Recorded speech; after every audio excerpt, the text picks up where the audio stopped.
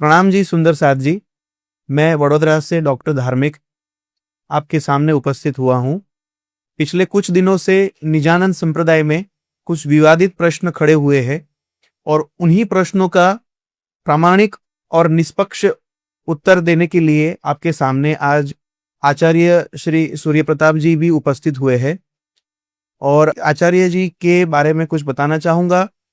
ये इन्होंने बीए उपनिषद दर्शन में उपलब्ध किया हुआ है और ये महर्षि पाणिनि व्याकरण के भी तज्ञ है। तो मेरे पास कुछ लिखित प्रश्न है, मैं इनसे प्रश्न करूंगा और आशा रखूंगा कि हमें इनके माध्यम से सारे प्रश्नों के निष्पक्ष उत्तर मिले। सबसे पहले प्रणाम जी महाराज जी। प्रणाम जी। आशा रखता हूं कि आपके माध्यम से हमें सारे प्रश्नों के निष्पक्ष उत्तर मिले। तो बिल्कुल। मेरा सबसे पहला प्रश्न आपसे ये है कि क्या हमें भागवत कथा करवानी चाहिए या नहीं, अथवा करनी चाहिए या नहीं? निजानंद संप्रदाय के अंदर सदगुरु महाराज धनीश्री देवचंद्र जी 14 वर्ष तक भागवत सुने थे। ये अवश्य बीतक में वर्णन मिलता है। पर सदगुरु महाराज को जब राज्य ने दर्शन दिया और दर्शन देने के बाद सदगुरु महाराज फिर से कभी भागवत सुनने नहीं गए। कुछ लोग इसमें सवाल भी खड़े करते हैं कि भागवत सुनने से राज्य महाराज परमात्मा का दर्शन होता है, पर मेरा ऐसा मानना है यदि भागवत सुनने से ही परमात्मा का दर्शन होता तो गांगजी भाई जी भी एक वहां पर सुनने जाते थे, उनको भी मिल जाता, पर उनको दर्शन कदापि नहीं हुआ। तो इससे ये पता चलता है कि भागवत सुनने से दर्शन का मिलना कोई जरूरी नहीं है, पर जिसके हृदय में भाव है उसके अनुसार दर्शन मिलता है। और दूसरी बात यह है, ना गांगजी भाई दूसरी बार भागवत सुनने गए, ना सदगुरु महाराज दूसरी बार भागवत सुनने गए। अगली यदि परंपरा से देखा जाए तो प्रणामी समाज के अंदर अनेक संत हो गए या परमहंस हुए। महाराज श्री लालदास जी, मुकुंदास जी, महाराजा छत्रसाल जी, ये महापुरुषों ने भी भागवत के द्वारा समाज को ज्ञान दिया था।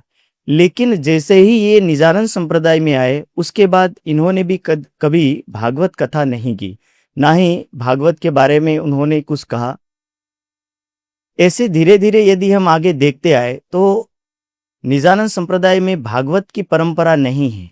पन्ना जी धाम के अंदर, स्वयं घुम्मट जी दरबार के अंदर भागवत नहीं, पर वहां पर वाणी की चर्चा होती है और पन्ना जी के जितने भी विद्वत वर्ग हैं वो सभी वाणी चर्चा करते हैं, ना कि भागवत चर्चा करते हैं। तो इसी तरह ये भागवत का जो उल्लेख है ये निजानंद संप्रदाय में पाया नहीं जाता है। भागवत सुनने से या सुनाने से ये विषय कैसे हैं, वो सारा विषय इस प्रश्न के माध्यम से मैं आपको क्लियर कर देता हूं। वास्तविकता ये है कि भागवत को लेकर के वाणी में किरंतन ग्रंथ में लिखा है, प्रकरण नंबर 10, चौपाई नंबर 10, ए संसार बड़ा कोहेड़ा और कोहेड़ा भागवत, ए दो एक पूंजी से खोलू जो कोई देखो आगे संत। कि संसार तो एक उलझन वाला है ही है, पर इससे के साथ साथ भागवत भी एक उलझन जैसा विषय है, ऐसा वाणी में कहा है।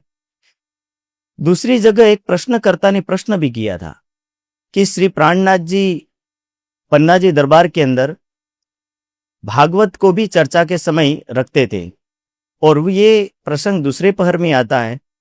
पर मेरा ऐसा मानना है कि जब चर्चा का प्रसंग आता था उस समय केवल भागवत नहीं पधराते थे, भागवत के साथ साथ श्री जी साहब कुरान भी पधराते थे, बुद्ध गीता, बुद्ध स्रोत और पुराण संहिता, महेश्वर तंत्र, ये धर्म ग्रंथ भी रखते थे। और इन धर्म ग्रंथों को रखने का तात्पर्य है कि जब सुंदर साथ को समझाया जाए तो प्रमाण के लिए कहीं से श्लोक वगैरह देखने की जरूरत पड़े तो कौन से अध्याय में, कौन से प्रकरण में ये सारी चीज लिखी है, इसलिए उन धर्म ग्रंथों को रखा जाता था, ना कि इन धर्म ग्रंथों की कथा करने के लिए रखा जाता था। बीच में वाणी पधराई जाती थी और वाणी की ही चर्चा होती थी, पर कभी कभी प्रमाण की जरूरत पड़े तब वहां पर ये प्रमाण देखे जाते थे। यदि श्रीजी साहब भागवत करने के लिए हमें कहते तो सूरत में जिन वैष्णवों को प्रबोधित किया, उनको क्यों प्रबोधित करने की जरूरत पड़ी? वहां तो उनको यही कहा कि यदि आपको जानना है तो ब्रह्मवाणी से जाने, आप इस भागवत के मार्ग से ना चले। और इसी को लेकर के वाणी में एक प्रकरण में भी आता है, लिखा है 68 प्रकरण में कि कल्प वृक्ष तिहा वेद थयो, तेनु फल निपनु भागवत, बन पक्व रस ग्रही मुनि थया, एम सुखे परश्वय संत। कि एक वृक्ष के रूप में वेद है, उस वेद का फल भागवत है, और उस फल को किसने बताया? तो कि सुखदेव मुनि ने बताया, और वही सुखदेव मुनि ने ये संत तक, यानी ये ज्ञान संतों तक पहुंचाया। उसकी अगली चौपाई में, उस प्रकरण की लास्ट चौपाई में ये बात कही है, एरस सन्मुख साध लेनी बैकुंठ शून्य समाय। के भागवत कथा को सुनने के बाद एरस सन्मुख साध लेनी बैकुंठ शून्य समाय, यानी इसको सुनने के बाद व्यक्ति कहां तक जाता है? तो वाणी में कहा है कि या तो बैकुंठ की प्राप्ति होती है, या फिर महाशून्य निराकार तक ही व्यक्ति पहुंच सकता है। उससे या आगे यदि परम धाम जाना हो तो भागवत आपको पहुंचा सकता नहीं है। अगले चरण में कहा है, बीजा काष्ट भकी जन हेठे उतरिया, तेता जल बिना लहरे पछताया। कि बाकी व्यक्ति जो कर्मकांड की जाल में फंसे हैं, ऐसा व्यक्ति ना तो वो बैकुंठ जा सकता है, ना महाशून्य निराकार में जा सकता है, वो व्यक्ति पातालीय लोक में ही समाहित हो जाएगा।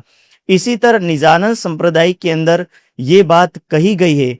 प्रमाण देने के लिए प्रश्नकर्ता ने पद्धति की एक चौपाई का भी प्रमाण दिया है कि शास्त्र श्रवण श्री भागवत। और ये बात शास्त्र श्रवण श्री भागवत वाला जो प्रसंग है, इसमें श्रीजी साहब हरिद्वार के कुंभ के मेले में जो व्यक्ति प्रवाही थे, उन प्रवाहियों को प्रमाण देने के लिए इस बात को बताते हैं कि प्रमाण स्वरूप में भागवत को सुनना चाहिए, क्योंकि भागवत में ब्रज और रास का 35 अध्याय लिखा हुआ है। ये प्रमाण स्वरूप मान्य है, और इसीलिए प्रमाण स्वरूप में भागवत को सुनने के लिए कहा गया है। ना कि उस भागवत को आप कथा के रूप में सुनो, और ना कि ब्रह्मवाणी से ऊंचे रखो और ब्रह्मवाणी की चर्चा की अपेक्षा तुम भागवत चर्चा करो। ऐसा उल्लेख ब्रह्मवाणी में नहीं मिलता है। और यदि आपको सुनना है भागवत तो ना नहीं है, पर इतना अवश्य समझिए कि 68 नंबर के जो प्रकरण में बात कही है कि या तो भागवत सुनने वाला बैकुंठ जाएगा, या महाशून्य निराकार के अंदर समाहित हो जाएगा, या फिर पातालीय लोक में चला जाएगा, पर वो परमधाम कदापि नहीं जा सकता। तो इसीलिए हर सुंदर साथ से भी मेरा यही निवेदन है, और डॉक्टर साहब आपसे भी यही निवेदन है कि आप समाज को ये संदेश दें कि आप वाणी की तरफ आगे बढ़े। भागवत का प्रसंग केवल प्रमाण स्वरूप में माने, ना कि आप भागवत को सर्वोपरि माने, क्योंकि वाणी जागृत बुद्धि का ज्ञान है और निज बुद्धि का ज्ञान है, और ये ज्ञान स्वयं परमात्मा के द्वारा दिया हुआ है। इस ज्ञान के बराबर दुनिया में किसी का ज्ञान नहीं है। यही मेरा आपके लिए जवाब है। काफी अच्छा उत्तर है। काफी सारी कंफ्यूजन्स इससे क्लियर हो जाती है महाराज जी। और अब दूसरा प्रश्न यह है कि क्या वेदों को कोहेड़ा कहा गया है? बिल्कुल, ये बात कही गई है कि वेदों को कोहेड़ा कहा गया, पर वेदों को कोहेड़ा के साथ साथ वाणी में वेदों की महिमा भी गाई गई है। लिखा है वाणी में, कोई दोष मा देजो रे वेदनी ए बोले से सत्य, के वेद सत्य बोलता है, उसको दोष मत दीजिए। दूसरी जगह भी इसका उल्लेख प्राप्त होता है, सत्यवाणी से वेद तणी, के वेद की वाणी सत्य है और ऐसी सत्यवाणी को ग्रहण करना चाहिए। इसलिए वेद के बारे में जो लिखा है कि कोहेड़ा शब्द जो प्रयोग हुआ है, संस्कृत के व्याकरण में जो आचार्य हुए, उन आचार्यों की वजह से जब कोई शब्द नहीं समझ में आता है तो उस शब्द का अर्थ का अनर्थ कर देने के कारण से उनको कोहेड़े शब्दों से संबोधित किया है। जैसे मान लीजिए, आपको एक उदाहरण देता हूं। प्राचीन काल के अंदर सती परंपरा चली, और सती परंपरा के अंदर वेद में एक मंत्र आता है कि पति के मरने के बाद पत्नी को घर का कार्यभार संभालना चाहिए, राजा के मरने के बाद रानी को राज्यपाट संभालना चाहिए। इसी प्रकार वहां वेद में लिखा है कि अग्रे कृतम, कि पत्नी को आगे आना चाहिए, पर जाते दिन कुछ ऐसे ज्ञानी भी थे जिन्होंने र को न कर दिया और एक र के न करने के कारण से अग्निकृतम शब्द बना दिया, और अग्निकृतम शब्द बनाने का परिणाम ये निकला कि भारत देश के अंदर लाखों नहीं अरबों खरबों नारियां सती प्रथा के अग्नि में झुलस गई, और ये सारी नारियां इस अग्नि में जल गई। कारण ये था कि अज्ञानता के कारण से जिन लोगों ने अंध परंपरा फैलाई थी, जिस कारण से ये नारियां उसका देह संस्कार अपने पति के साथ ही कर पाई। और ये सती प्रथा जो है ये बताती है कि आपके एक गलत शब्द से कितना गलत हो सकता है।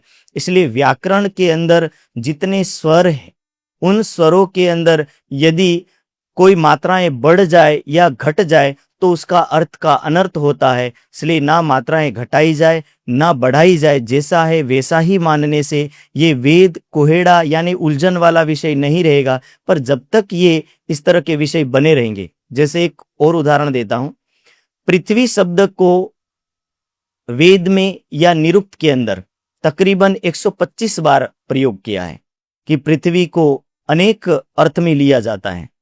तो इसका मतलब ये नहीं कि हर जगह पृथ्वी शब्द प्रयोग किया जाए। तो कई बार पृथ्वी के लिए गौ शब्द भी प्रयोग हुआ है। तो जरूरी नहीं है कि आप पृथ्वी के लिए गौ शब्द का प्रयोग करें और गौ का मतलब गाय ही ले ले, तो ऐसा नहीं है। वहां समझना चाहिए कि किस समय कौन सा प्रसंग लेना चाहिए। जैसे एक उदाहरण में कहा जाता है कि कोई व्यक्ति खाते टाइम ये कहे कि सेंधव ले आओ। सेंधव का मतलब घोड़ा भी होता है और नमक भी होता है। यदि कोई व्यक्ति ये कहे कि सेंधव लाओ और ऐसा कहने से कोई व्यक्ति घोड़ा ला करके खड़ा कर दे तो वो अर्थ नहीं होगा, वो अनर्थ हो जाएगा, वो विषय नहीं बैठेगा। इसी प्रकार यहाँ पर वेद को कोहेड़ा कहने का तात्पर्य कि ये व्याकरण के कारण उलझा हुआ विषय है, बाकी ये उलझा हुआ विषय नहीं है। वाणी में वेद की महिमा के लिए एक चौपाई में कहा है, तीनों वेदों यो कहा वेद अथर्वन सबको सार, ए वेद कुली में आखिर को त्रिगुण उतारे पार। कि तीनों वेदों का सार अथर्व वेद है और कलयुग के अंदर ये वेद त्रिगुण को भी पार उतारने के लिए सामर्थ्यवान है।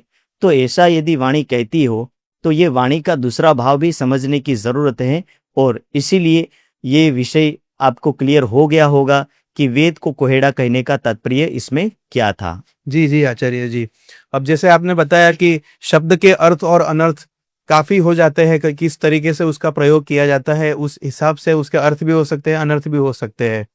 तो आचार्य जी फिलहाल निजानंद संप्रदाय में, प्रणामी संप्रदाय में श्रीजी शब्द को लेकर के काफी चर्चाएं हुई है। तो ये श्रीजी शब्द जो है, क्या यह ब्रिज, रास या परमधाम में भी उपस्थित है? आपका सवाल बिल्कुल सही है, और आपने जो सवाल पूछा है ये सवाल के ऊपर बहुत ज्यादा विषय गरमाया हुआ है। श्रीजी शब्द जो है चौथे दिन में प्रयोग होता शब्द है। वाणी में लिखा है खटरुति के प्रसंग में, श्रीजी नामे वचन विचारिया लिधि वचनों ने सार। इंद्रावती की आत्म कहती है हबशा के जेल में विराजमान होकर के कि सदगुरु महाराज धनीश्री देवचंद्र जी के अंदर विराजमान जो शक्ति श्री राज जी की है, उसका वचन आज मुझे समझ में आया कि वो क्या कहना चाहते थे, इस संसार के अंदर से मुझे कैसे निकालना चाहते थे, पर मैं उनके वचनों को नहीं समझ पाई। तो ये चौथे दिन से श्रीजी शब्द प्रयोग होने लगा। रही बात ब्रज और रास की, तो ब्रज में जो लीला हुई श्री कृष्ण जी के नाम से हुई, रास में जो लीला हुई श्री कृष्ण जी के नाम से हुई, और परम धाम में जो नाम है वो श्री जी की अपेक्षा वहां पर श्री रास शब्द से संबोधन किया गया है। पर वाणी के एक प्रकरण के अंदर और वाणी के अंदर ये कथन पाया जाता है, लई अजवालु तारतम सार वली आव्या श्रीजी आवार, के तारतम का प्रकाश लेकर के, तारतम ज्ञान को लेकर के वली आव्या श्रीजी आवार। वली का तात्पर्य होता है, गुजराती भाषा शब्द है, वली का तात्पर्य होता है दूसरी बार, और जब दूसरी बार का तात्पर्य होता है यानी इससे पहले कहीं आ चुके हैं, और इससे पहले आए ये जागनी ब्रह्मांड में दूसरी बार आए।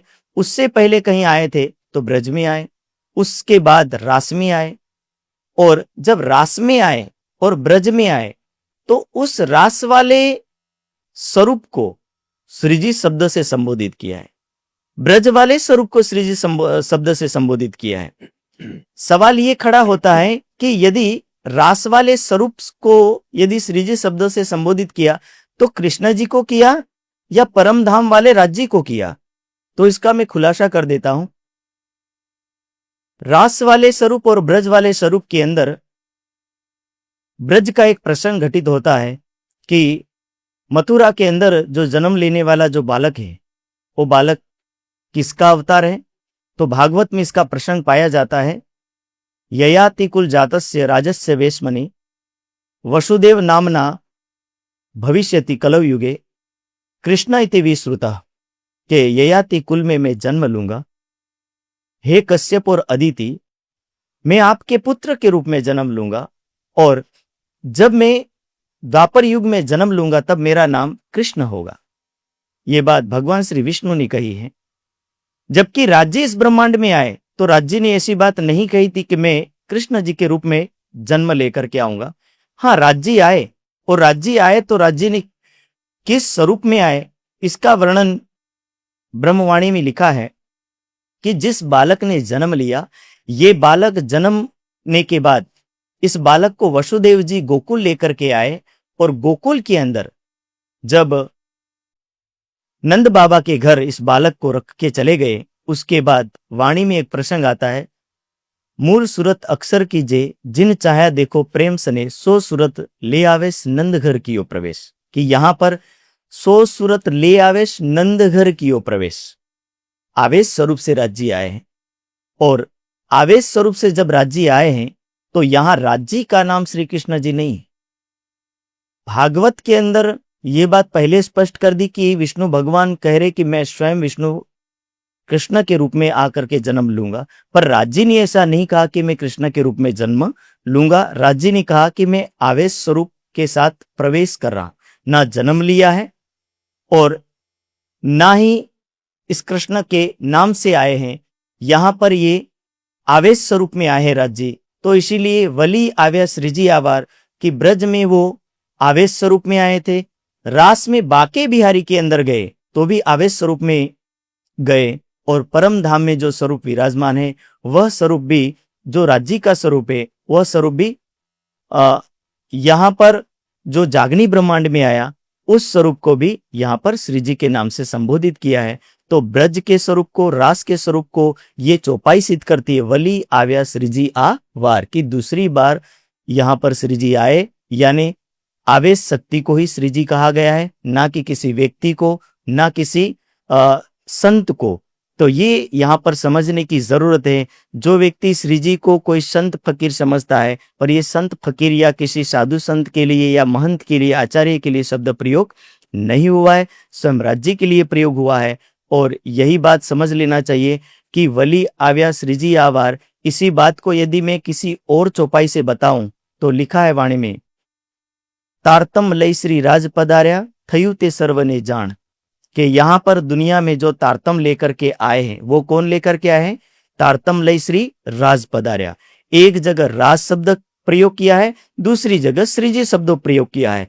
एक परमात्मा के लिए, एक राज्य के लिए दो शब्द पर्यायवाची शब्द प्रयोग हुए हैं। और जब दो पर्यायवाची शब्द प्रयोग हुए तो समझने वाला विषय इतना है कि श्री जी शब्द रास में आवेश स्वरूप के लिए प्रयोग हुआ है, ब्रज में आवेश स्वरूप के लिए प्रयोग हुआ है, और जागनी ब्रह्मांड में श्री जी शब्द प्रयोग हुआ है। तो श्री जी को अन्यथा ना ले कि ब्रज में श्री जी शब्द है या नहीं है, या रास में श्री जी शब्द है या नहीं है। जब स्वयं मूल स्वरूप परमधाम वाले को ही श्री जी कह दिया है तो अन्य शब्द लगाने की जरूरत नहीं है। पूज्य राजन स्वामी जी ने अपने वीडियो के माध्यम से जो जवाब दिए हैं उन्होंने स्पष्ट कर दिया है कि श्री का तात्पर्य होता अनंत ऐश्वर्यवान जो पुरुष है परमात्मा, उस अनंत ऐश्वर्यवान परमात्मा को ही श्री करके प्रयोग किया है और सम्मान पूर्वक जी लगाया गया है। इसीलिए ये श्री जी शब्द एक उचित शब्द है। और साथ साथ में श्री जी के साथ साथ साहेब शब्द भी प्रयोग किया गया है। तो इसीलिए ये श्री जी शब्द का यहाँ तक ही उत्तर है कि आप श्री जी को अन्यथा ना ले, किसी संत के रूप में या महराज ठाकुर के रूप में ना ले। मैं तो इतना कहूंगा कि श्री जी शब्द महराज ठाकुर को कब प्राप्त हुआ? तो जैसे मान लीजिए अग्नि के अंदर किसी लकड़ी के डाल देने के बाद या लोहे के डाल देने के बाद लोहा अग्निवत हो जाता है, इसी प्रकार महराज ठाकुर जब राज्य के ध्यान में डूबते हफ्सा के जेल में, और ध्यान में डूबने के बाद स्वयं महराज ठाकुर की आत्मा यानी इंद्रावती की आत्मा पुकार उठती है कि हे धामधनी, आपके बिना मेरा कोई अस्तित्व नहीं, इस संसार में मैं आपके बिना कैसे रह सकती हूं। तब वह आत्मा राज्य के लिए अपना प्राण न्यौछावर करने लगती है। तब वाणी में इस बात को दर्शाया है, जब आह शुकी अंग में तब सांस भी छोड़े संग, तब तुम पर्दा टाल के दियो मोहे अपनो अंग। कि जब स्वयं इंद्रावती आत्म अपने आप के शरीर को छोड़ने को तैयार हुई, तब स्वयं राज्य विराजमान हुए, और जब राज्य का विराजमान हुआ यानी स्वयं श्री जी का विराजमान हुआ हो गया। और ये बात यहाँ पर स्पष्ट हो जाती है कि राज्य विराजमान हुए यानी श्री जी विराजमान हुए। जैसे लोहे के अंदर अग्नि विराजमान हो जाती है तब उसको अग्निवत कहा जाता है। इसी को वेद के या उपनिषदों की भाषा में ऐसे कहते, ब्रह्मविदो ब्रह्म एव भवति, कि ब्रह्म के स्वरूप में, ब्रह्म के ध्यान में डूबने वाला व्यक्ति ब्रह्म समान हो जाता है। तब उस स्वरूप की महिमा इंद्रावती को प्राप्त हुई, और लालदास जी ने अपने भावों में महराज ठाकुर को भी श्री जी नाम से संबोधित किया है। पर राज्य के विराजमान होने के बाद तो ये शब्द, ये बात यहाँ पर समझने वाला विषय है कि महराज ठाकुर को राज्य नहीं कह सकते, पर महराज ठाकुर के अंदर जब राज्य विराजमान हुए तब श्री जी शब्दों से संबोधित किया गया। पर महराज ठाकुर अलग है और श्री जी अलग है, इन दोनों को एक ना किया जाए। धन्यवाद आचार्य जी। और जैसे कि आपने समझाया, तो एक ही निजानंद संप्रदाय में ही काफी वाद विवाद के जो चर्चाएं है, तो श्री कृष्ण प्रणामी पंथ के अनुसार कुछ प्रश्न अगर मैं समझने जाऊं तो इस तरीके से है कि परम धाम में श्री राजी श्यामा जी का स्वरूप विराजमान है या फिर राधा कृष्ण जी का स्वरूप विराजमान है? वाणी के यदि हम दृष्टिकोण से देखें तो हमारे सुबह के स्वरूप में इसका उल्लेख है। श्री राज श्री ठकुरानी जी प्रथम भूमि विराजमान भय, तहां कंचन रंगो सिंहासन, 3 के 6 पाए 6 डांडे, कि वहां पर श्री राज और श्री श्यामा जी शब्द से संबोधन किया गया है। लेकिन प्रश्नकर्ता का जो प्रश्न ये है कि वह ये चाहते हैं कि हम श्री कृष्ण जी को परमधाम के अंदर बिठा दें, और वहां पर यदि श्री कृष्ण जी को घोषित करना है तो इसके लिए कोई प्रमाणिक चौपाई नहीं है।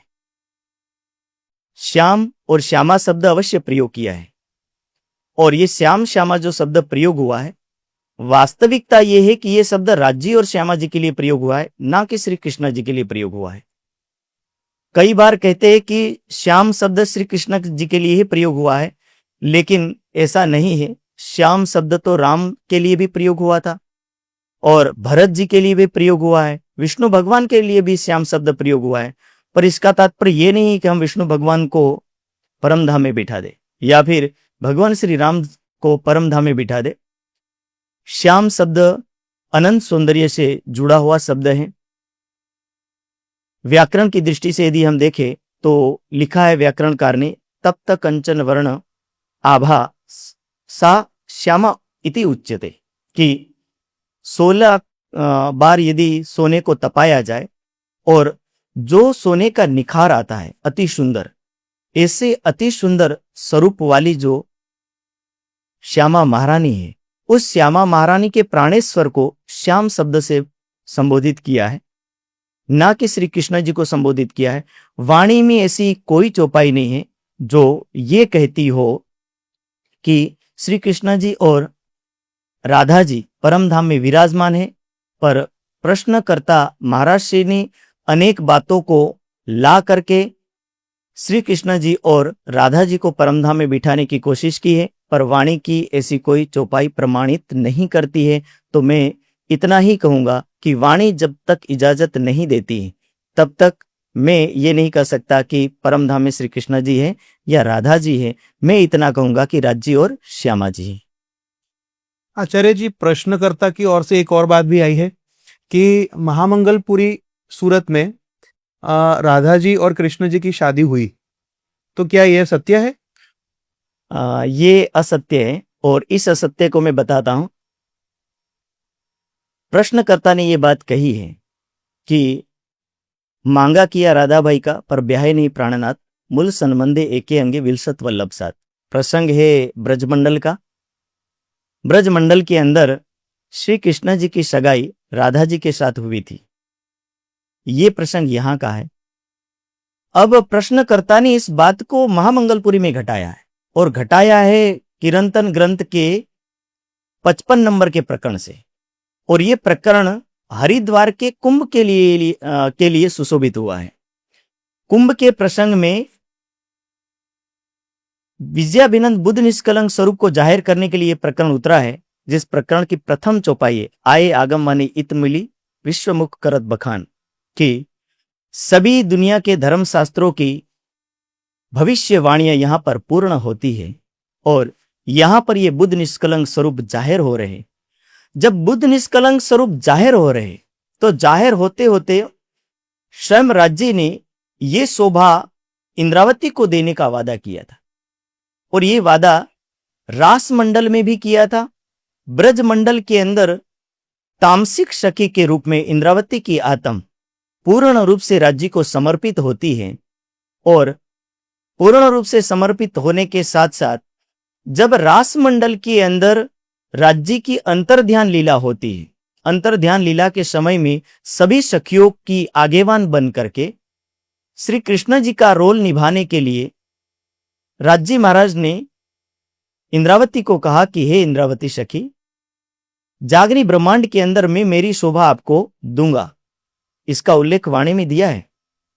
बड़ी बड़ाई दई आप थे ले इंद्रावती कंठ लगाए जी, कि अपने जैसी शोभा इंद्रावती को दी है और उसको और प्रमाणों से भी वाणी में प्रमाणित किया है। इंद्रावती के मी अंगे संगे इंद्रावती मेरो अंग, जो अंग सौंपे इंद्रावती को ताए प्रेमे रमाडो रंग, कि मैं इंद्रावती के हृदय में विराजमान हूं और उसके हृदय में विराजमान हो करके मैं मेरी साहेबी इंद्रावती को दे रहा हूं। इसका प्रकरण भी पूरा किरंतन ग्रंथ में दिया हुआ है।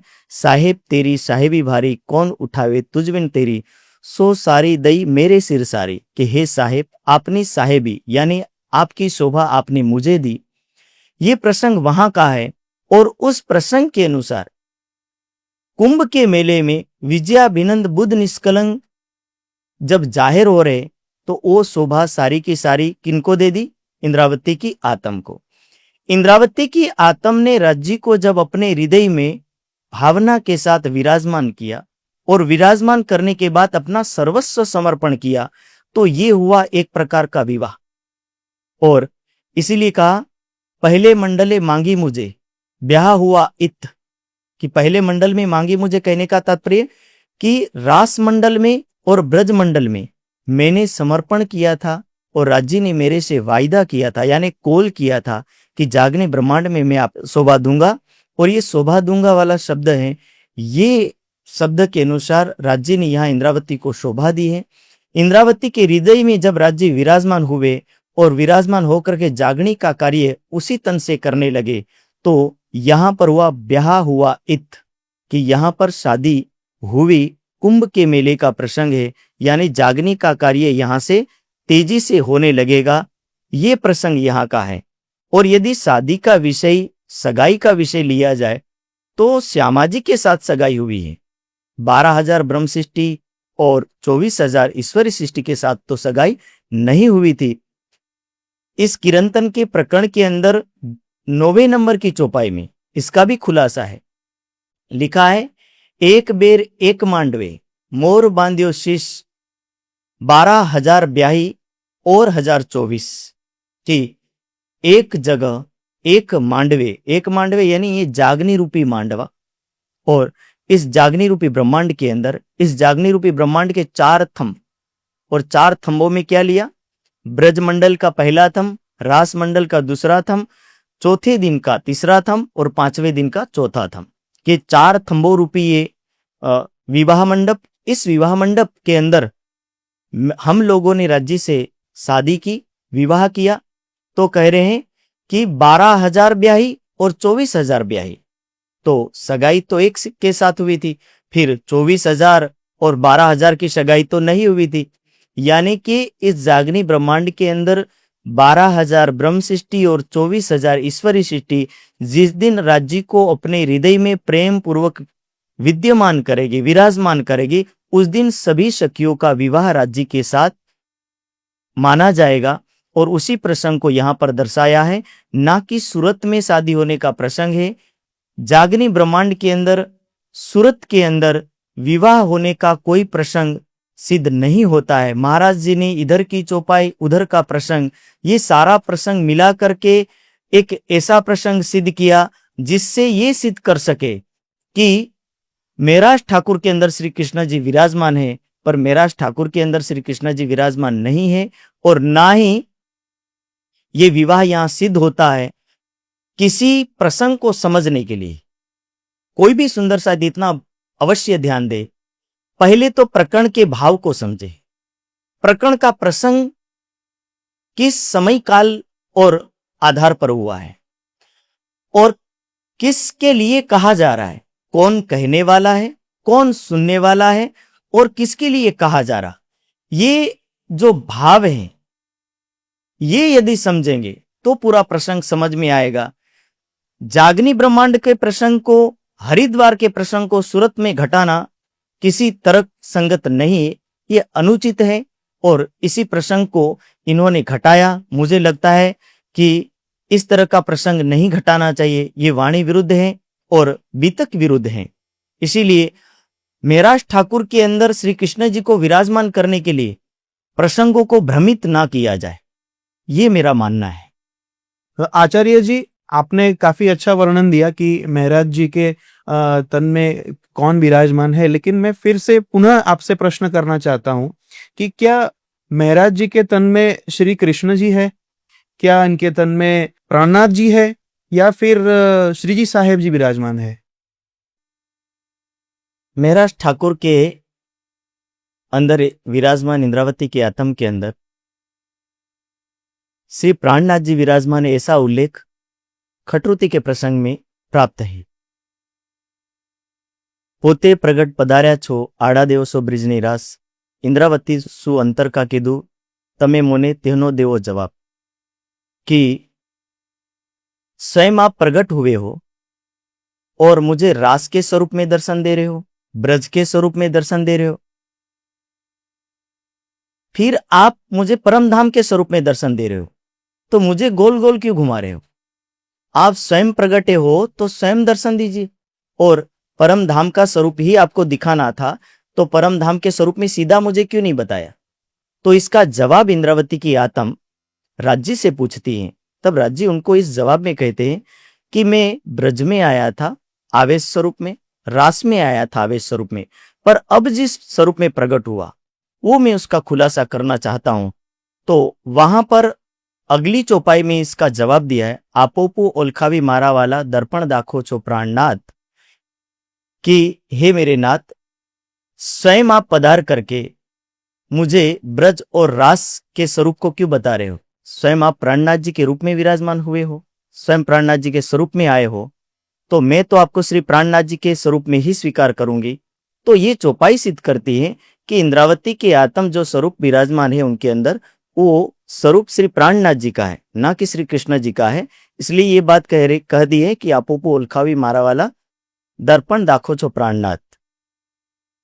और दर्पण नु सु काम पड़े जारे हाथ पहरियो कंकण, के जैसे हाथ में कोई कंगन पहना हो और उस कंगन को देखने के लिए कोई व्यक्ति उस हाथ को लेकर के शीशे में जाकर के देखे, तो बोले शीशे को देखने की जरूरत नहीं है, सीधा हाथ को ही देख लो। इसी प्रकार रास और ब्रज में जाने की मुझे जरूरत नहीं, मैं सीधा आपको ही देख रही हूं। तो ये चौपाइयां सिद्ध करती हैं कि स्वयं श्री प्राणनाथ जी इंद्रावती के हृदय में विराजमान है, ना कि ब्रज का स्वरूप और ना कि रास का स्वरूप। तो ये स्पष्ट है। पर क्या है कि वर्तमान टाइम में जब प्रश्नकर्ता को अपनी बात सिद्ध करने है तो जबरदस्ती ही मेराज ठाकुर के हृदय में श्री कृष्ण जी सिद्ध करने के लिए तुले हुए हैं। तो आचार्य जी, अब मुझे ये प्रश्न है कि क्या हमारा धर्म जो है ये कृष्ण प्रणामी धर्म है या फिर निजानंद धर्म है? हमारा संप्रदाय निजानंदी है और निजानंद संप्रदाय धनिश्री देवचंद्र जी से ये संप्रदाय प्रकट हुई है, उनके प्रवर्तक हैं। कृष्ण प्रणामी जो धर्म है उसका उल्लेख ब्रह्मवाणी की किसी चौपाई में या बीतक की किसी चौपाई में नहीं पाया जाता है, पर प्रश्नकर्ता ने इस कृष्ण प्रणामी धर्म को स्थापित करने के लिए पूरा जोर लगा दिया है और ना चौपाई से सिद्ध कर पा रहे हैं ना बीतक से सिद्ध कर पा रहे हैं। ब्रह्मवाणी और बीतक दोनों से सिद्ध नहीं कर पा रहे तो भी जबरदस्ती सिद्ध करने के लिए तुले हुए हैं। इतना समझिए कि ब्रह्मवाणी जिसकी इजाजत नहीं देती है ऐसे शब्द को स्वीकार नहीं करना चाहिए, तो भी यदि कोई जबरदस्ती स्वीकार करने के लिए तैयार है तो उसके लिए तो हम क्या कहें। पर हम इतना कहेंगे कि वाणी में और बीतक साहिब में जो प्रमाण है उसके अनुसार ही निजानंद संप्रदाय को ही हमें मानना चाहिए। जो निजानंद संप्रदाय को चलाने वाले सदगुरु महाराज धनिश्री देवचंद्र जी ने ये बात कही है और इसका प्रमाण श्री जी साहब हरिद्वार के कुंभ के मेले में प्रभाइयों को समझाने के लिए निजानंद संप्रदाय शब्द का प्रयोग करते हैं। तो ये उल्लेख पाया जाता, अन्य उल्लेख नहीं पाया जाता है। आचार्य जी, हमारे संप्रदाय में, निजानंद संप्रदाय में दो तरीके से तारतम मंत्र बोले जाते हैं। तो निजनाम श्री जी कृष्ण जी और दूसरा है निजनाम श्री जी साहेब जी। तो इन दोनों में आप तफावत समझाइए और हमें कौन सा स्वीकारना चाहिए, हमें कौन सा तारतम मंत्र बोलना चाहिए और इन दोनों में वास्तविकता क्या है, आप इस पे थोड़ा सा प्रकाश डालिए। कांजी भट्ट के मंदिर में जब श्री सदगुरु महाराज धनिश्री देवचंद्र जी को राज्य का दर्शन प्राप्त हुआ, उसके बाद सदगुरु महाराज जब अपने घर आए वहां पर निजनाम श्री कृष्ण जी तारतम अवश्य उतरा। उसके उतरने के बाद ये तारतम प्रचलन में आया। धीरे धीरे जब श्री जी साहब दिल्ली आए तो दिल्ली में गोवर्धन भाई और लालदास जी जब कुरान पक्ष को देख करके आते हैं और वहां पर एक प्रसंग घटित होता है और वहां से जब श्री जी साहब अनूप शहर जाते हैं, अनूप शहर जाते समय एक ग्रंथ अवतरण हुआ जिस ग्रंथ का नाम है सनद ग्रंथ। इस सनद ग्रंथ के अवतरण के समय में निजनाम श्री जी साहेब जी वाला तारतम भी अवतरण हुआ। दोनों तारतम में इतनी विशेषता है कि एक ब्रज के और रास के स्वरूप को लेकर के वर्णन किया गया और श्री जी साहेब वाला तारतम जो है जागनी ब्रह्मांड को लेकर के बताया गया। आपसे मैं एक बात कहूंगा, मान लीजिए एक भूतपूर्व प्रधानमंत्री है और एक वर्तमान प्रधानमंत्री है। भूतपूर्व प्रधानमंत्री की जो सत्ता थी, उनको प्रधानमंत्री पद की शक्ति मिली थी, उस शक्ति का प्रयोग उन्होंने 5 साल तक किया। उसके बाद उनकी सत्ता पूरी हो गई। उसके बाद वर्तमान प्रधानमंत्री को यदि वह सत्ता प्राप्त होती है, मान लीजिए नरेंद्र मोदी जी के अंदर प्रधानमंत्री रूपी सत्ता आई, अब जो भी कार्य होगा वो योजनाओं के माध्यम से हो या अन्य जो भी कार्य होगा वो कार्य किनके द्वारा होगा? वर्तमान प्रधानमंत्री जी के द्वारा। तो समझने वाला विषय है कि जागनी ब्रह्मांड के अंदर जो तारतम अवतरित हुआ वो किस उद्देश्य को लेकर अवतरित हुआ? ये उद्देश्य है कि जागनी ब्रह्मांड के अंदर केवल एक कृष्ण पक्ष से तारतम चलता रहा तो कुरान पक्ष वाले उनको नहीं मानेंगे। इसीलिए बीतक में मेरता के प्रसंग में एक चौपाई आती है, श्री महामती कहे सात जी यहां लो ईशा का इलम, कि यहां तक श्यामा महारानी के ज्ञान का यानी कृष्ण पक्ष का ज्ञान चल रहा था, पर अब यहां से आगे अब मोहम्मद मिल चले एक कहो दिन आदम, कि अब कुरान पक्ष यानी कतेब पक्ष और वेद पक्ष यानी हिंदू पक्ष, दोनों पक्षों को एकीकरण करने के लिए श्रीजी साहेब वाला तारतम भी अवतरित हुआ और ये तारतम स्वयं श्रीजी के मुखारविंद से अवतरित हुआ है। कई लोगों का ऐसा भी मानना है कि ये सरकार श्री और राजन स्वामी जी ने बदल दिया है, पर ऐसा नहीं है। हमारे पुराने से पुराने हस्तलिखित स्वरूप साहब में निजनाम श्रीजी साहेब जी पहले से ही वर्णन है, ना सरकार श्री ने बदला है ना राजन स्वामी जी ने बदला है। तो ये जो शब्द है कि बार बार सरकार श्री ने बदला या राजन स्वामी जी ने बदला, ये कहना बिल्कुल अनुचित है और ऐसा नहीं कहना चाहिए। जब पहली पुराने से पुराने स्वरूप साहब की बात आ गई है तो बारंबार उसको रिपीट नहीं करना चाहिए। और वाणी में इसके बारे में अवश्य कहा है, तारतम देख विचार के पीयू लाए बेर दोई, कि तारतम 2 बार आया है, एक निजनाम श्री कृष्ण जी के रूप में और दूसरा निजनाम श्री जी साहेब के रूप में। तो इसीलिए इस दोनों तारतमों को हम समझे और समझ करके यदि वास्तव में आप तारतम को समझना चाहते हो तो वाणी के अंदर साहेब शब्द को लेकर के विशेष उल्लेख प्राप्त किया है। लिखा है, नर नारी बूढ़ा बालक जिन इलम लिया मेरा गुज, 3 साहेब कर पूजिया यही अरस का गुज। के इस जागनी ब्रह्मांड के अंदर नर हो, नारी हो, वृद्ध हो या कोई बालक हो, उन्होंने यदि वास्तव में मुझे समझाओ, 3 साहेब कर पूजिया, उन्होंने मुझे साहेब कर ही समझा है। पर जो मुझे नहीं समझ पाए, जो मुझे नहीं जान पाए, वो लोग मुझे साहेब के रूप में नहीं स्वीकार कर पाएंगे। और यही चौपाई कह रही है कि नर नारी बूढ़ा बालक जिन इल्म लिया मेरा गुज, 3 साहेब कर पूजिया यही अरस का गुज। अरस यानी परम धाम का, गुज यानी बातूनी भाव यही है कि राज्य को हम साहेब के स्वरूप में ही समझे, साहेब के रूप में ही देखे। और यही साहेब शब्द की महिमा है। अगले एक और प्रमाण को भी यदि हम देखें तो वाणी में लिखा है, साहेब आए इंजिमी कारज करनी 3, सबका झगड़ा मेट के या दुनिया या दिन। कि इस ब्रह्मांड में कौन आए? साहेब आए, ना कि श्री कृष्ण जी आए हैं। साहेब शब्द को ही विशेष रूप से व्याख्या दी गई है। तो इसीलिए हम साहेब के रूप में ही तारतम को समझे। और जिनको यदि ऐसा लगता है कि साहेब शब्द को हम नहीं मान सकते तो अवश्य वो श्री कृष्ण जी वाले तारतम को अपनाए। पर वाणी के भाव यही कहते हैं कि आप साहेब शब्द से जो अवतरित तारतम है उसको अपनाएं, ताकि आप इस तारतम के साथ साथ साहेब के गुज रहस्य को, परम धाम के गुज भेदों को भी समझ सके। धन्यवाद आचार्य जी। अब एक प्रश्न है कि क्या श्री प्राणनाथ जी और महामती जी एक है या अलग है? श्री महामती जी और श्री प्राणनाथ जी दोनों अलग है। महामती जी की शोभा इंद्रावती को प्राप्त है। श्री प्राणनाथ जी स्वयं राज्य हैं, स्वयं श्री जी साहेब हैं। और महामती जी ने ही कहा है, श्री महामती कहे सुनो साथ, खोल देखो बाणी प्राणनाथ, धनी जी लाए ध्यान थे वचन, जिनसे न्यारे ना होए चरण। के महामती जी कहती हैं, यानी कि इंद्रावती जी कहती है कि हे सुंदर साथ, प्राणनाथ जी की वाणी को खोल करके देखिए। हमारे लिए,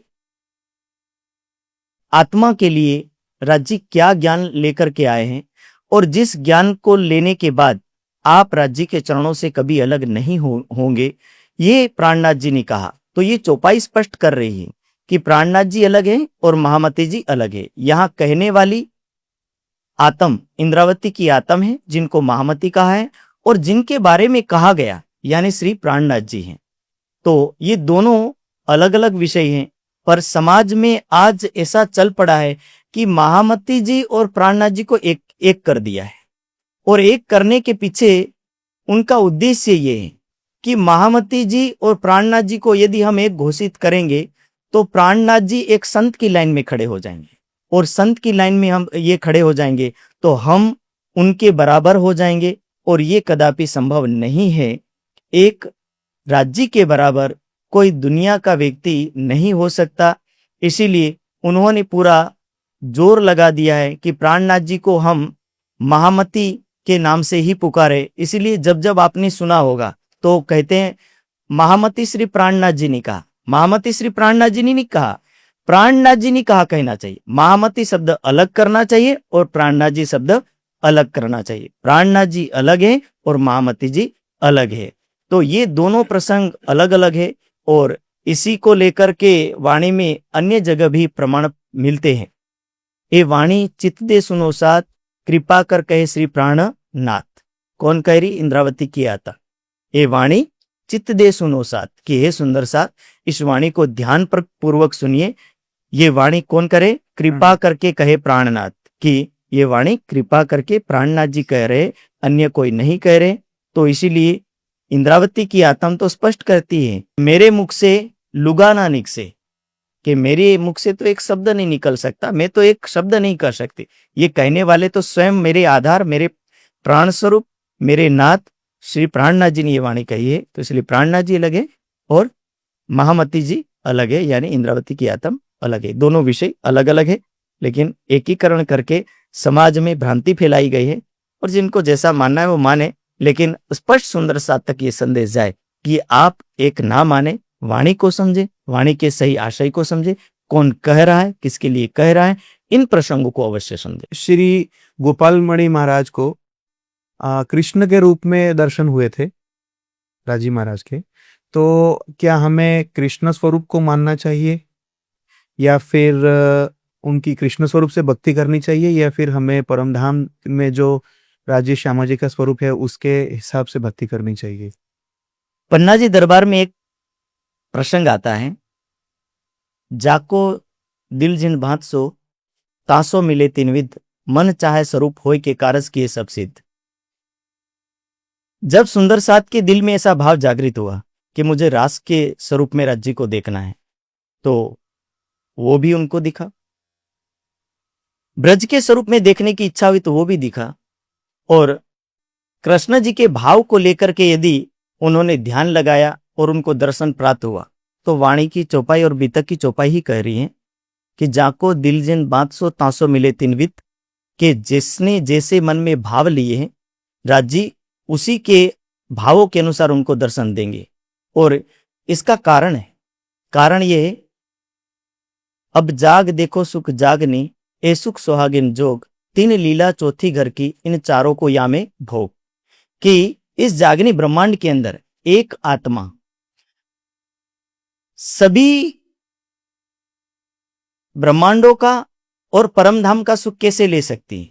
तो जब वो जागेगी तो यहां बैठे बैठे जब ब्रजमंडल का ध्यान करेगी, यानी कि सबलिक के अंदर जो कारण स्वरूप में ब्रजमंडल है उसका ध्यान करेगी, तो उनको ब्रजमंडल का दर्शन होगा। और रासमंडल का ध्यान करेगी तो उनको रासमंडल का दर्शन होगा और कृष्ण जी के स्वरूप में दर्शन होगा। और जब परमधाम के स्वरूप में दर्शन करना चाहेगी तो उनको परमधाम के स्वरूप में ही दर्शन होंगे। इसका मतलब ये नहीं है कि गोपाल मणि जी महाराज एक परमहंस है, और ऐसे परमहंस के लिए मैं इतना तो नहीं कर सकता, पर ये कहता हूं कि वाणी की चौपाई के भावों के अनुसार उन्होंने जो भाव लिया है उनके अनुसार यदि राज्य ने दर्शन दिया है तो वो उचित है। पर वर्तमान समय ये कहता है कि आप राज्य को राज्य के स्वरूप में ही देखें। जागनी ब्रह्मांड में साहेब शब्द के रूप से राज्य आए तो साहेब के रूप में स्वीकार करें, आप उस भाव से माने, ये राज्य का भाव है। दूसरे यदि उदाहरण से आपको समझाऊं, सदगुरु महाराज धनीश्री देवचंद्र जी रेगिस्तान एरिया से पसार होते हैं, उस टाइम उनके दिल में क्या भाव था? उनके दिल में यह भाव था, डर था, ये चोर मुंह को मारेगा, नहीं बचने का ठोर। तो वहां पर उनको राज्य ने एक पठान के रूप में दर्शन दिया। तो क्या हम ये मान ले कि पठान के रूप को ही भी हमें भक्ति के रूप में ले लेना चाहिए? ऐसा तो नहीं कर सकते ना, कि पठान के रूप में नहीं ले सकते। जब दूसरी बार दर्शन हुआ, हरिदास जी महाराज ने कहा कि आप स्वयं राधा रानी हो, तो दिल में भाव आया कि मेरे प्राणेश्वर श्री कृष्ण जी हैं। तो दूसरी बार जो दर्शन हुआ वो कृष्ण जी के रूप में दर्शन हुआ। तीसरी बार जब दर्शन होता है तो उस समय सारा खुलासा होता है। तीसरी बार के दर्शन में श्यामा जी एकटक राज्य को देखती है, स्वयं धनीश्री देवचंद्र जी राज्य को देख रहे हैं। राज्य पूछ रहे, क्या आप मुझे जानते हो? तो श्यामा जी के पास उनका जवाब नहीं है, इतना कहती है, हम एता जानत तुम हमारे खावन। यदि जानते होते तो कह देते ना कि आप हमारे प्राणेश्वर श्री कृष्ण जी है, पर वहां ये नहीं कहा, ना पठान का बयान किया ना कृष्ण जी का बयान किया। क्या लिखा? हम एता जानत तुम हमारे खावन, कि आप हमारे स्वामी हो इतना जानते हैं, पर यह स्पष्ट नहीं है कि आप कौन से स्वरूप में आए हैं और ये स्वरूप कहाँ का है। तब राज्य समझाते हैं और उस समय उनको परम धाम के स्वरूप के बारे में समझाते हैं, रास और ब्रज के स्वरूप में समझाते हैं कि मैं इस स्वरूप में भी आया था, रास में भी आया था, ब्रज में भी आया था, और आप सखियों के रूप में और आप राधा जी के रूप में आई थी। तो इस तरह पूरा उल्लेख देते हैं और पूरा उल्लेख देकर के समझाते हैं। तो कहने का तात्पर्य, जब सदगुरु महाराज धनीश्री देवचंद्र जी का दिल का भाव पठान चोर के रूप में देखना चाहते तो राज्य उस रूप में मिल सकते, तो कृष्ण जी के रूप में देखना वो सरल है। और ये चौपाई स्पष्ट कर रही है कि जाको दिल जिन भांत सो तासो मिले तीन विद, कि आप यदि देखना चाहो तो वैसा मिल सकता है, लेकिन वाणी की चौपाई इतना समझाना चाहती है कि वाणी ब्रह्मवाणी इतना कहना चाहती है कि आप वास्तव में जागनी ब्रह्मांड में वर्तमान स्वरूप में जो स्वरूप आया है वो साहेब स्वरूप में आया है। और इसको स्पष्ट किया है, कोई दूजा मर्द ना कहा भी एक मेहंदी पाक पूरन, कि इस पुरुष के बराबर दूसरा कोई पुरुष नहीं है। और यही विद्या विनंद बुद्ध निष्कलंक स्वरूप है, उसको आप श्रीजी साहब में के स्वरूप में ही माने। और यदि श्रीजी साहब के स्वरूप में नहीं मानते तो उसको दोष क्या लगेगा? तो कयामत नामा में इसका खुलासा कर दिया, इन मोती को मोल ना कहो जाए, ना ही किन्हू कानो सुनाए, सोई जले जो मोल करे और सुनने वाला भी जल मरे। कि यदि साहेब शब्द की निंदा करता है, श्रीजी शब्द की निंदा करता है, तो आखिर के समय में पश्चाताप की अग्नि में उसको भी जलना पड़ेगा। और साहेब को नहीं स्वीकार कर पा रहा है तो परम धाम जाने की तो बात ही नहीं। तो इसीलिए ये वाणी के वचन है, वाणी के वचनों को आप अपनाइए। परमहंसों ने जिस जिस दिल भाव में लिया है उनको उस रूप में मिला है। तो इसीलिए वर्तमान समय में हम वैसा ही समझे कि अपना भाव क्या होना चाहिए, अपना भाव साहेब के स्वरूप में ही होना चाहिए, ये वाणी कहती है। तो आचार्य जी, मेरा एक और प्रश्न है आपसे जी, निजानंदी कौन है? निजानंदी कौन है, ये वास्तव में एक अहम सवाल है और इस सवाल के ऊपर भी बहुत सारी बातें उठी हैं।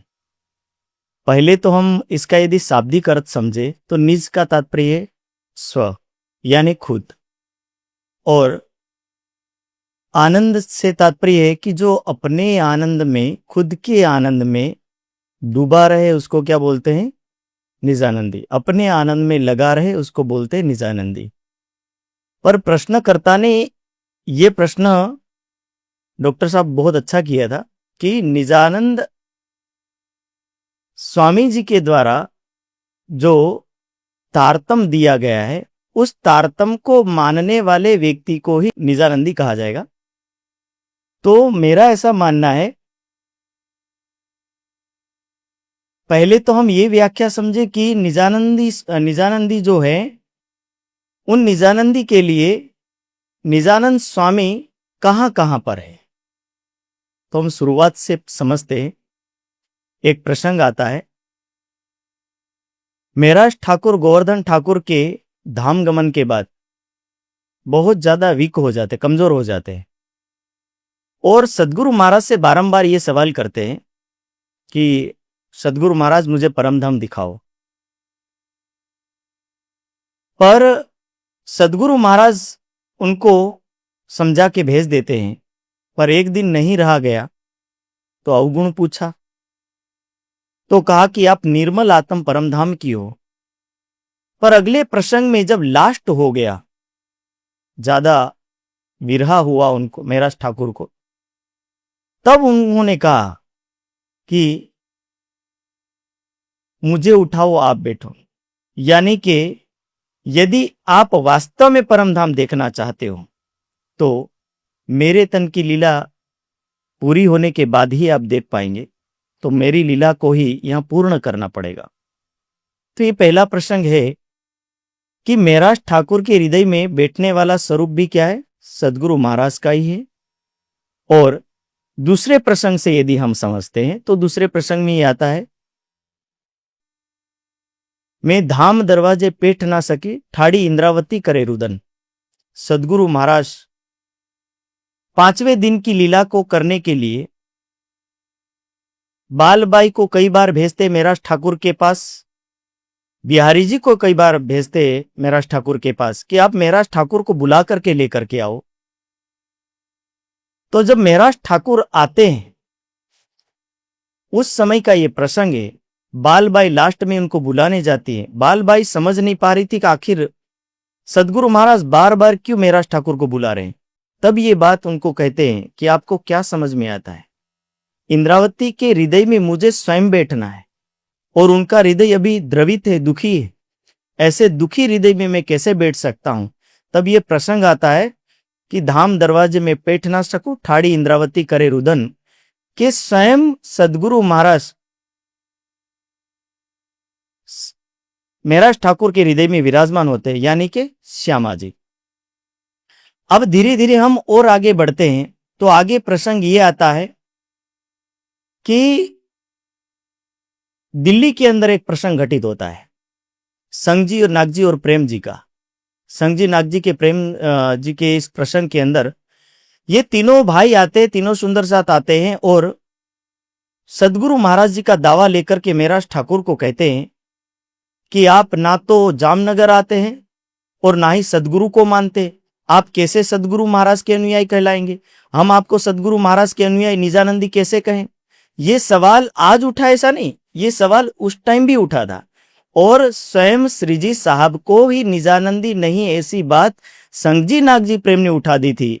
तब रात्रि की जब चर्चा होती है और रात्रि की चर्चा के टाइम सदगुरु महाराज का दर्शन मेराज ठाकुर के हृदय में से होता है। उनको जब चर्चा होती है सदगुरु महाराज का दर्शन होता है और इस दर्शन को करने के बाद संगजी नागजी प्रेम जी ये तीनों सुंदर साथ मिल करके पूरे भारत के सुंदर साथ को पत्र लिखते हैं कि सदगुरु महाराज को हमने दिल्ली में मेराज ठाकुर के हृदय में देखा।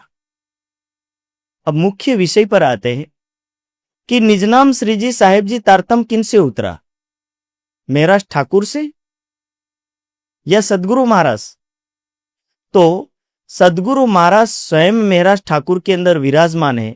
निजनाम श्री कृष्ण जी तारतम भी सदगुरु महाराज यानी श्यामा जी और राजी से उतरा है और निजनाम श्री जी साहेब जी भी जो मेराज ठाकुर के अंदर विराजमान स्वरूप श्यामा जी और राजी से ही उतरा है, यानी सदगुरु महाराज मेराज ठाकुर के हृदय में विराजमान ही थे।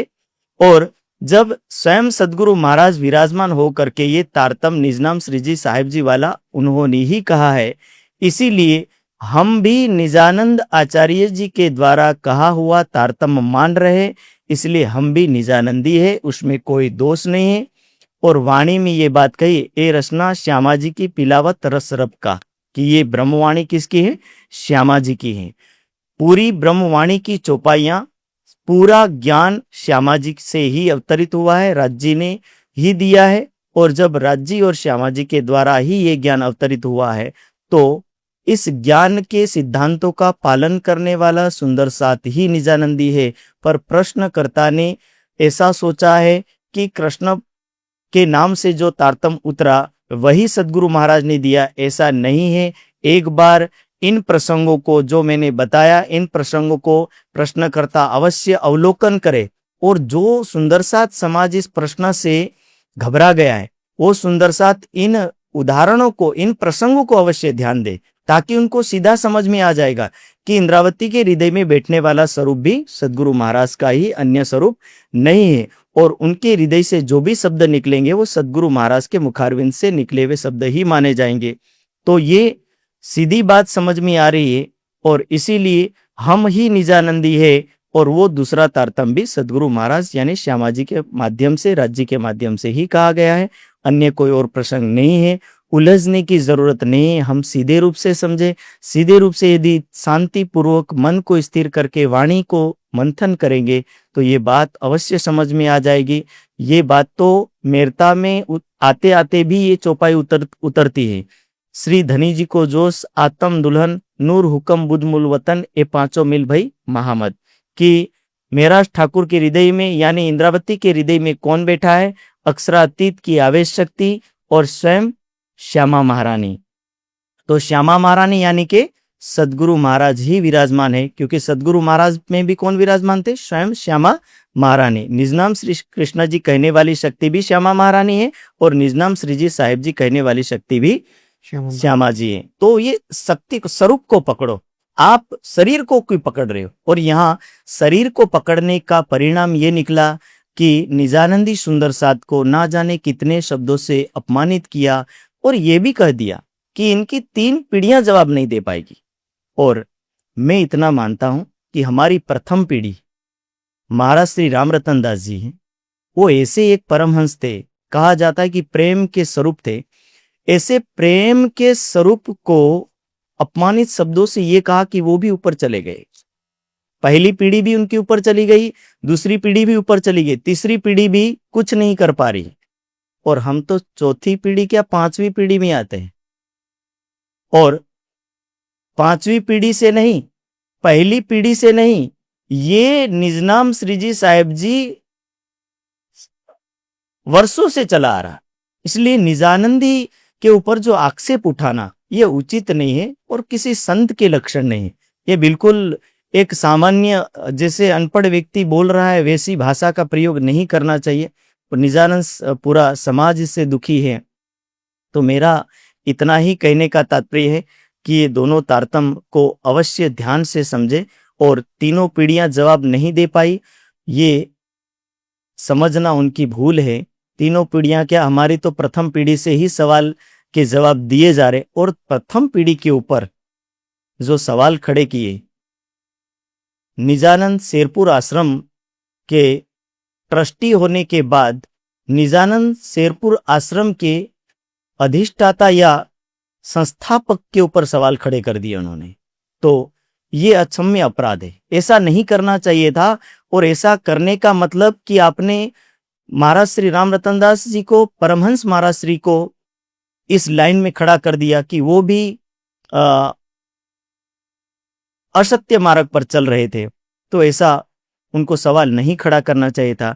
मैं तो शेरपुर आश्रम वासी सुंदर साथ को भी यही कहूंगा कि यदि महाराज श्री के ऊपर सवाल खड़ा किया गया है और तो भी आप चुप हैं, तो ये मुझे उचित नहीं लगता। आपको भी उनका अवश्य उत्तर देना चाहिए, और किसी के ऊपर कटु शब्द उन्होंने जो बोला है उस कटु शब्द का भी उत्तर देना चाहिए। ये मेरा सभी सुंदर साथ से और निजानंद आश्रम से भी निवेदन है। धन्यवाद आचार्य जी। काफ़ी प्रश्नों का आपने काफ़ी उत्तर जो दिया है वो उसमें काफ़ी क्लैरिटी है, और मैं आशा रखता हूँ कि सारे समस्त सुंदर साथ को भी, जिनको भी ये प्रश्न जो है उनको हुए थे, उनको भी काफ़ी अच्छी क्लैरिटी मिली होगी। तो आपका वापस से पुनः एक बार धन्यवाद। प्रणाम जी, आभार। प्रणाम जी।